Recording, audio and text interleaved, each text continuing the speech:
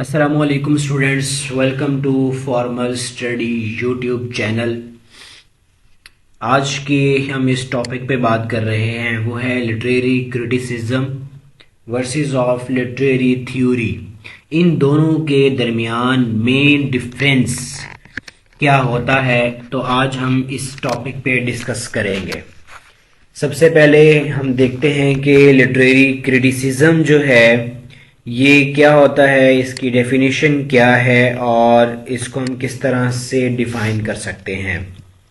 Let's start. The word criticism has been used in many senses. मतलब कि जो criticism का जो वर्ड है इसको मुख्तलिफ सेंसेस के साथ इस्तेमाल किया जा सकता है। फ्रॉम फॉल्ट फाइंडिंग, मतलब कोई चीज़ है उसके अंदर आप फॉल्ट को सर्च आउट करते हैं, फॉल्ट को ढूंढते हैं, तो इसलिए हम लिटरेरी क्रिटिसिज्म का सहारा लेते हैं। और डिस्टिंग्विशिंग ऑफ ब्यूटी, किसी की खूबसूरती को आपने डिस्टर्ब करना है, तबाह करना है, उसको दोबारा रीन्यू करना है। The word criticism has been derived from the Greek word। ये कौन सी लैंग्वेज से वर्ड था? ग्रीक वर्ड था, और जिसका मतलब जो वर्ड था वो क्या था? क्रिक्टिकोस।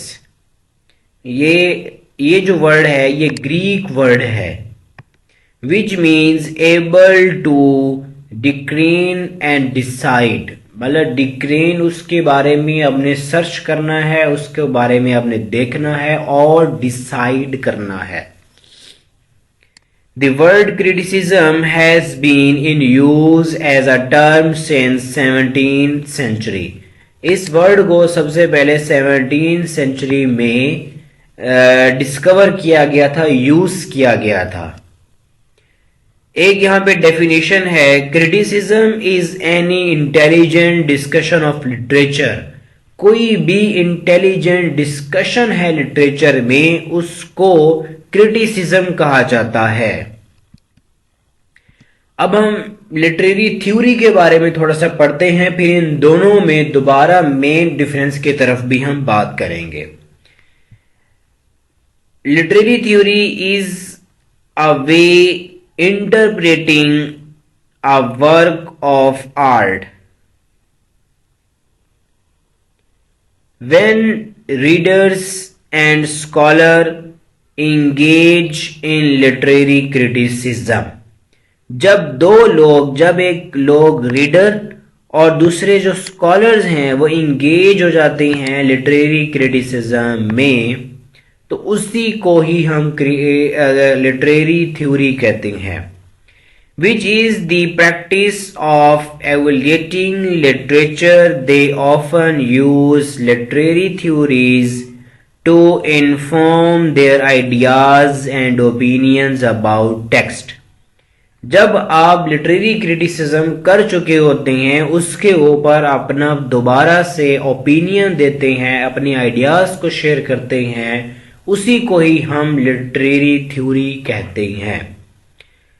Literary theory is understanding the nature and function of literature. मतलब कि नेचुरली तौर पर भी आपको समझना पड़ती है और फंक्शनली तौर पर भी समझना पड़ती है relation of a text to its author, reader and society.